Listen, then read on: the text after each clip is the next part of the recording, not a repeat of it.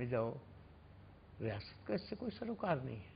تمہارا مذہب کیا ہے، تمہاری فقہ کیا ہے، ذاتی معاملہ، تمہارا یہ سب یہ ذاتی معاملات ہیں. لیکن بات یہ ہے کہ ایک فیوڈل ٹرائبل سوسائٹی کے اندر تو یہی چیزیں پیدا ہوں گی. مثلا پہلے دن سے ہمارے ہاں جو تباہی آئی وہ سب سے پہلے تو فوجی عمل دخل، 10 سال کے لیے فوجی عمل دخل، کوئی 30-40 سال تو فوجی ڈائریکٹلی عمل دخل اس ملک میں رہا ہے. سیاست نام کی چیزیں تو پروان ہی نہیں چڑھی. پھر موروثی سیاست پروان چڑھی، نظریاتی سیاست پروان نہیں چڑھی. تھوڑی سی نظریاتی سیاست کا پیریڈ ذوالفقار علی بھٹو کا ضرور آپ کہہ سکتے ہیں، جسے بعض پسند کریں گے بعض نہیں پسند کریں گے. یہ تو ایک اختلافی بات ہوگی نا کہ بھئی ہمیں یہ پسند نہیں ہے ہماری نظریاتی سیاست. وہ انٹلیکچوئل بحث ہے لیکن وہ نظریاتی تھی. لیکن اس کی سیاست نظریاتی تھی. ٹھیک ہے. اب تو موروثی سیاست ہو رہی ہے. دس ناٹ بھٹوز پالیٹکس اور اینی بڈی ایلس پالیٹکس. یہ تو یہ ہے کہ ایک شہزادہ لندن میں پڑھ کر ہم پر آئے گا اور وہ سب اچھا کر دے گا. یہی ہے نا. جی ہاں. میں کسی بچے کے خلاف نہیں ہوں، یا بچے کی علم اور حکمت کے خلاف نہیں ہے. ممکن ہے وہ ہمارے ملک کو بہت اچھا کر دے. لیکن بات یہ ہے کہ ہم تو یہیں کھڑے ہوئے ہیں، فوج کا عمل دخل. مجھے بتائیے کیا ملک میں جینوئنلی ٹیکس کلچر ہے؟ لوگ ٹیکس دیتے ہی نہیں ہیں. اچھا جو چھوٹے موٹ دیتے ہیں وہ صنعت کار اور تاجر چھوٹا موٹا ٹیکس دے دیتے ہیں، وہ بھی اس کلچر میں نہیں آتے. ٹیکس کلچر لوگوں سے آپ انڈائریکٹلی لوگوں سے آپ ٹیکس وصول کرتے رہیں مختلف چیزیں لگا کر، وہ آپ کرتے رہیں. ایگریکلچر انکم پہ یا تو آپ لینڈ ریفارمز کریں اور لینڈ ریفارمز کر کے ایگریکلچر انکم پر ٹیکس لگائیں. یعنی دنیا میں کہیں ہوگا کسی جدید ریاست کے اندر کہ ایگریکلچر انکم پہ کوئی ٹیکس ہی نہیں. اور ہم ہر وقت IMF اور ورلڈ بینک سے مہنگے سود پر قرض لینے کے لیے تیار رہتے ہیں، ہاتھ جوڑ کے کہ جناب کچھ اور دے دیجیے، کچھ اور دے دیجیے. کیا یہ ایک ماڈرن طریقہ کار ہے، جدید طریقہ کار ہے؟ کیا یہ ایک جدید طریقہ کار ہے کہ ریاست کے اندر کرپشن ہو اور 1000 ارب کا کرپشن ہو؟ 1-2 روپے کا کرپشن نہیں ہو، 1000 ارب کا کرپشن ہو. اگر 1000 ارب ہم بچا لیں تو ہم تعلیم کے میدان میں کہاں پہنچ جائیں گے؟ تعلیم کا تو کوئی میدان ہی نہیں ہے. یہ تو بیچاری خواتین ان بچوں کو کہہ رہی ہیں جو جن کے ماں باپ 10,000 15,000 فیس دینے کی صلاحیت رکھتے ہیں، وہ بچے وہ اسکولوں کی بات کر رہے ہیں. وہ کدھر گئے پیلی اسکول جس میں میں پڑھتا تھا، جس میں آپ پڑھتے تھے؟ اسی کے سے بڑے بڑے لوگ نکلتے تھے ان پیلے اسکولوں سے.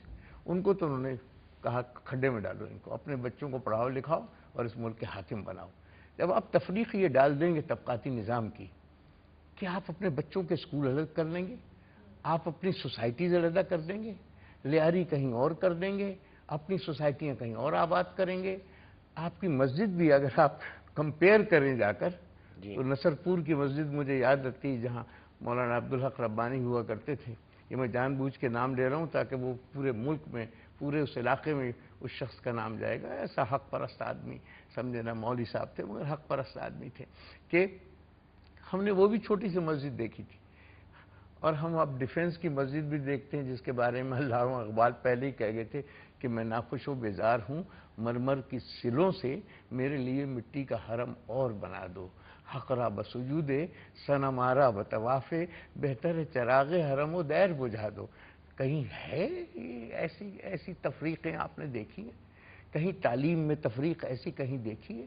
کہیں انسانوں میں تفریق ایسی کہیں دیکھی ہے کہ بچے لوگ پریس کلب کے سامنے بچے بیچنے آئے اپنے؟ کبھی ایسی کوئی تفریق دیکھی؟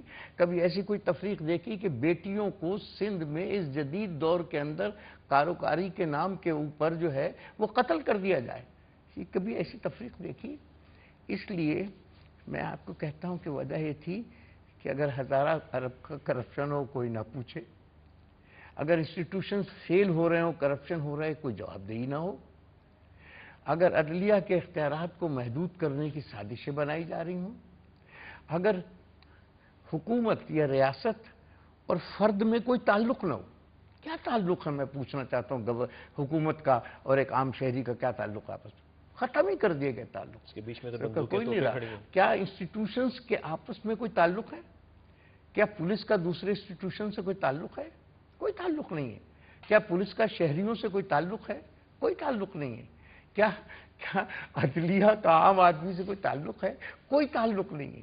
میں آپ کو یہ کہنا چاہتا ہوں کہ ٹھیک ہے کہ تھوڑا سا عدلیہ نے اپنے آپ کو ٹھیک کیا، تھوڑی سی ریفارمز کی، تھوڑی سی حق پرستی کی باتیں کی، تھوڑے سے لوگوں کو کہا یہ کرپٹ ہیں، ان پر مقدمہ چل رہے چاہیے، انہیں اعلیٰ عہدوں پر فائز نہیں کیا جا سکتا. فیصلے کیے. حکومت نے کیا کیا؟ حکومت نے اٹھا کر ان کو ردی کی ٹوکری میں پھینک دیا. مانا ہی نہیں بیٹھ کر.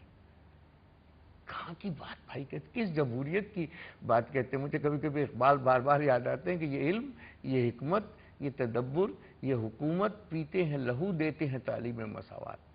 کب ڈوبے گا سرمایہ پرستی؟ یہ سرمایہ پرستی بھی نہیں ہے، سرمایہ دارانہ نظام نہیں ہے. میں آپ کو کہنا چاہتا ہوں سرمایہ دارانہ نظام کوریا میں ہے.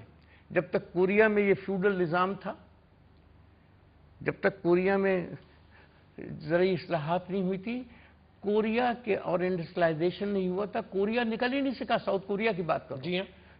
ساؤتھ کوریا میں جس دن جاگیرداری کا خاتمہ کر دیا گیا ہے اور انڈسٹریل ریفارمز کر دیے گئے اور صنعتی میدان میں کوریا کو ڈال دیا گیا، اور صنعتی میدان میں ڈالنے کے معنی ہے تحقیق کے میدان میں، علم کے میدان میں، حکمت کے میدان میں، جو اس کے لیے لازم ضرورتیں ہیں. اس وقت آج کوریا جو ہے کہاں کا کہاں نکل گیا ہے. آج ہندوستان کی میں مثال دیتا ہوں. وہی فوج تو ہندوستان میں بھی ہے جو پاکستان کی فوج. یہی ایک ہی ہم تھے نا، ایک زمانے میں تھے نا. وہی انڈین آرمی ہوا کرتی تھی، یہاں بھی ہوا کرتی تھی. وہاں تقسیم ہو گیا ملک. وہاں تو کبھی انڈین آرمی اقتدار میں نہیں آئی، کیونکہ وہاں ریاستی ڈھانچے کی تبدیلی کا عمل، آپ کو برا لگے یا بھلا لگے، جن کو مہاتما گاندھی کہا کرتے تھے، مہاتما تھے یا نہیں تھے، جن کو پنڈت جواہر لال نہرو کہتے تھے، وہ پنڈت کتنے تھے اور نہیں تھے، لیکن انہوں نے سب سے پہلا کام فیوڈل ریفارمز کیا. انہوں نے وہ انوائرمنٹ کریٹ کی جس میں اور ملک کی سرحدوں کو پروٹیکٹ کیا. اور انہوں نے کہا کوئی باہر کا مال نہیں آئے گا، ودیشی مال کا بائیکاٹ ہم خود بنائیں گے، ہم خود پیدا کریں گے. پروڈکشن اورینٹڈ سوسائٹی انہوں نے کریٹ کی ان کے ہاں.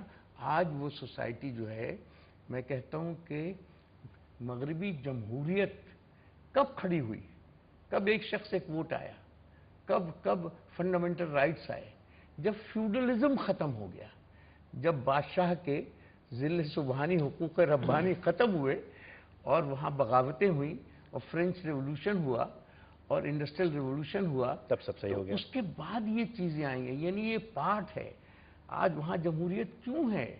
یہ سوال اٹھتا ہے نا کہ آج جو صنعتی ترقی یافتہ ملک ہے وہاں جمہوریت ہے، جو غیر ترقی یافتہ ملک ہے، جو فیوڈل اور ٹرائبل سوسائٹیز میں رہ رہے ہیں، وہاں یہی ہوگا جو بیٹی کہلا رہی ہے. میرا آپ کو کہنا ہے اس لیے ایک بڑی لڑائی ہے. جیسے فیض کہتے تھے نا کہ یا جہاں کے زیاں کی ہم کو بھی تکلیف ہے، لیکن کیا کیجئے جو رہ بھی ادھر کو جاتی ہے مقتل سے گزر کے جاتی ہے. ہمیں ایک بڑے مقتل سے گزرنا ہوگا. ہمیں ان قوتوں کے خلاف ایک بڑی لڑائی لڑنا پڑے گی اس ملک کے اندر. بڑی لڑائی، ایک میجر پولیٹیکل لڑائی کی. یہ لڑائی کی ذمہ داری کس کی ہے؟ پولیٹیکل پارٹیز کی. دیکھیے پولیٹیکل پارٹی سے خود پرابلم ہے. پولیٹیکل پارٹی ان کا ریفارم کون لائے گا؟ پولیٹیکل اس لیے پارٹی ہے کہ ہر پولیٹیکل پارٹی کا لیڈر اپنے بیٹے کو تیار کرنے پہ لگا ہوا. جی ہاں. تو پھر اس سچویشن میں ہم یہ کیا کریں؟ ہمارے ملک میں جو سیاسی جماعتیں ہیں وہ تو جاگیر بنی ہوئی ہیں. ایک کا بیٹا گیا، ایک کی بیوی مر گئی، دوسرے کا بیٹا آ گیا، کسی کا چاچا انوالو ہے، کسی کا ماموں انوالو ہے.